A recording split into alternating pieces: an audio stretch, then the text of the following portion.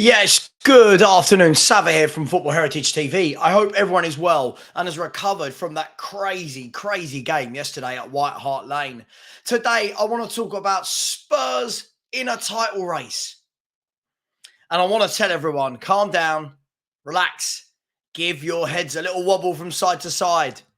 Now, listen, I'm not saying people shouldn't dream. I'm not saying there are not a million positives going on at Spurs, because there are. But I'm also level-headed. I'm also not clickbait. I'm also not somebody that's just going to change my mind from 1 minute ago, didn't want Postecoglou at the club, to 7 games later, we're in a title challenge. I'm not someone that's suddenly going to look at this team and think because we scraped a couple of wins in games where we look like we might not have, and be having very different conversations to we're winning a league. Now, listen, I think it's great. I think the belief, I think the energy, the passion that is now surrounding this club from Postecoglou is absolutely phenomenal. It's amazing. It's fantastic. And I have to say that, unless it was obvious, because people will go, oh, you're so negative. Now, I know from putting this video out, I'm going to be called negative because people struggle to understand critical thinking. I know that most people are clickbait. I know that people want to just say things like, we're in a title race. Of course we are. Right? I know that people don't want to look at history of the Premier League. I know that people don't want to look at the size of our squad depth. I know that they don't want to look at the facts that when we take off Son and Maddison, we look like a team that have no ideas and no firepower at all. But I like to think that I'm quite level-headed. Some people will hate me for that. Some people will love me for that. And I can't change who I am. I can't be one of these YouTubers that wants to jump on the bandwagon and talk about title charges. Let's break it down. Tottenham have started fantastically. And to prove that, I'm sure you all know it, but I'm going to show you the Premier League table. Now, when you look at the Premier League table here, Tottenham Hotspur sitting in second. Absolutely fantastic. We're in a title race, people say. Now, I'm going to point out some obvious analysis here.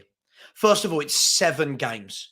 I need everyone, people can do what they want, jump around, get delusional, the doubles on, all of this. I'm not one of those childish fans. I can't do it. I won't do it to myself. I don't believe it. So it's all well and good saying it, but I do feel like I'm a grown-up and I've been here, seen this and done it before. And I've also seen how cream rises to the top. Now, 7 games. Is that a sample size for a title challenge? Now, let's be honest.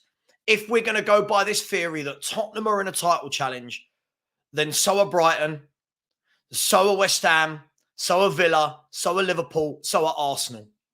I'm not going to talk about Man City because Man City win the league every year.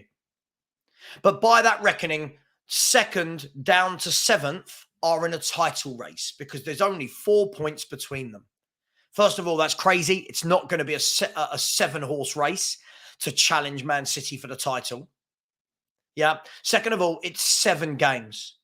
It's 7 games where so far Spurs, the only top player that we've missed, the only real first teamer that we've missed is Rodrigo Bentancur.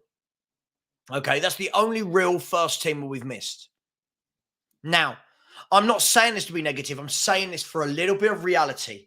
I'm saying this for all the people that had a go at the Arsenal fans when they get excited because they thought they were going to win a league. And we're all going, you're not good enough. You're not going to win it. I feel like we have now got fans within this fan base now doing the exact same thing. We've got YouTubers, podcasters. We've now got influencers on Instagram, on Facebook, on Twitter, on Twitter. I don't know, all of these different sides that will post things saying Spurs title race. We're winning the title, right? Okay, but in the summer, these were some of the very same people saying they didn't want Postecoglou. He's only been at Celtic. If 7 games changes their mind to think we're title winners, yeah, I feel like reality needs to snap back in. Now, could Spurs be in the next 3-4 years? Why not? Why not? But we all know how this works. This isn't about an 11. I'm going to bring this down to basic facts now that some people will get annoyed about and just say, be happy. I'm very happy. I'm content with where we are. I'm absolutely content. Spurs have had a brilliant start to the season and we've got 3 nice games coming up.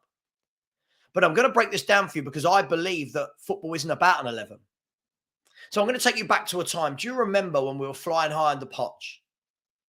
And all the fans that said things like this, oh, but we can't buy so-and-so because he won't sit on a bench. We can't buy so-and-so, he won't get in over Kane. He won't get in over Ali. He won't get in over Ericsson, Dembele. Add your player into the bracket there. Insert player. And I remember at the time there were a group of people going, no, well, hang on, that's not how it works. You've got to have squad. You've got to have a squad depth because 2 or 3 injuries, yeah, you're screwed. Burnout, you're screwed. Yeah, you're playing once a week, but when you get towards the end of the season and players have played internationals and international tournaments, yeah, players have got little niggles, lack of form, right?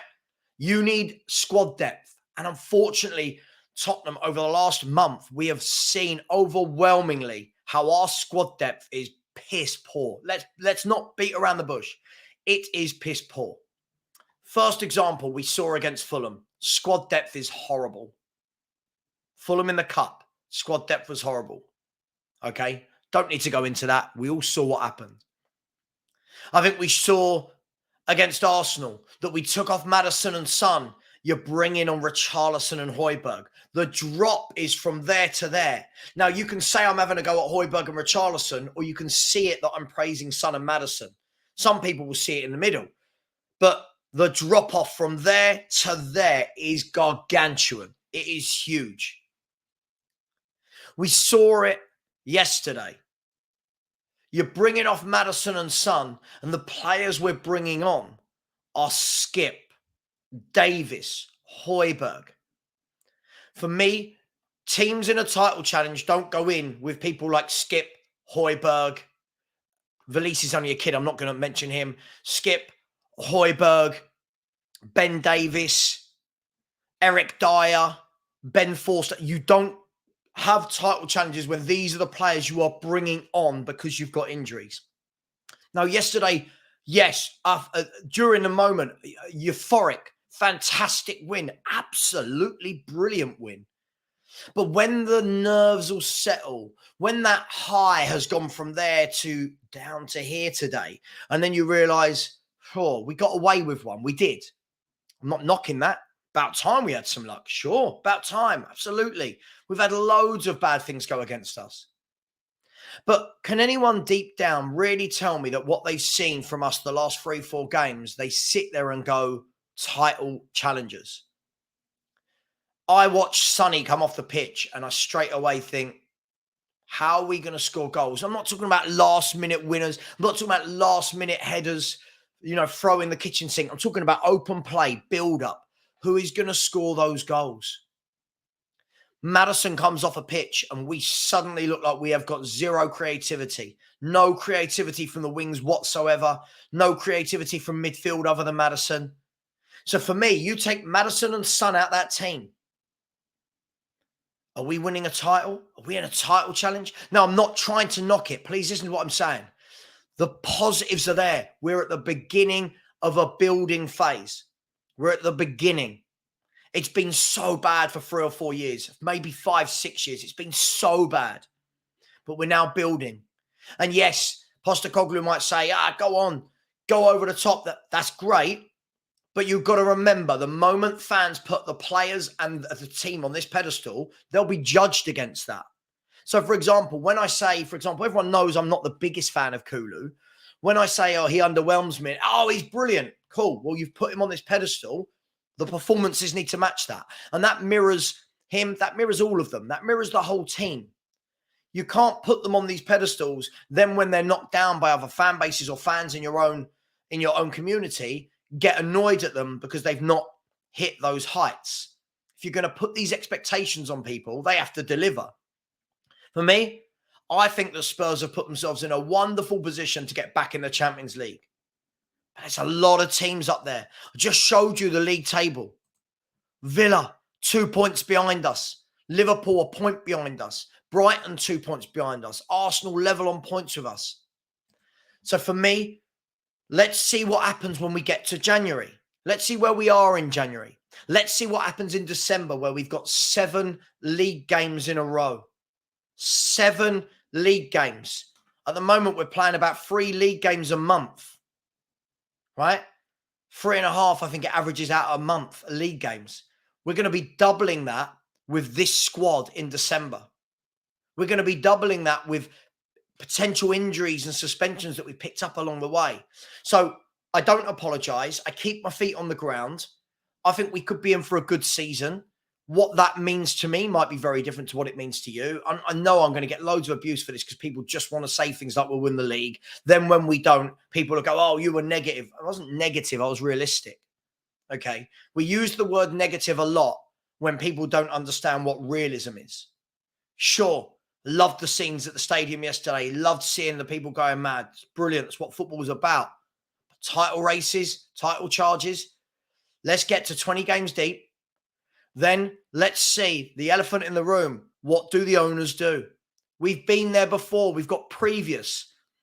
Poch, Redknapp, Yo in great seasons. Jose in great seasons where they've then not gone and strengthened properly in the January window to help. So for me, sure, everything Postecoglou's doing is fantastic. Everything the man's doing is fantastic. He's breathed life back into our football club. But talk of a title, relax. Let's keep our feet on the ground. We've got some very winnable games coming up, but we've got a lot of games coming up. And injuries, suspension, form are going to hurt us. Calm down, relax. Let's enjoy the wins, but not every single win needs to be greeted with a title charge, and not every single draw or defeat needs to be greeted with, oh my God, we're rubbish. There has to be a happy medium in between. It doesn't have to be all or nothing. Much love. I'm sure 50% watching this will understand what I'm saying and will think it's sensible. The other 50% will just be very knee-jerk and want to call me out and be rude and say, oh, Savadar's not enjoying it. Very much enjoying it.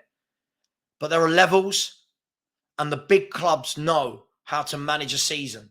The big clubs have the squad to manage a season. I still think that Arsenal and Liverpool will finish above Tottenham. I think they've got better squads than us. I think they've got better know-how than us. But what is going on is great.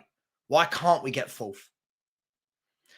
Let me know your thoughts. We'll be back tonight at 9 p.m. for the Spurs review. At 7:30 today, you've got Tottenham Takes. Sean Butler and his guys have got Tottenham Takes at 7:30, and then they'll then be redirecting to the Spurs review at 9 p.m. Myself, Haz, Perchy, and the likes.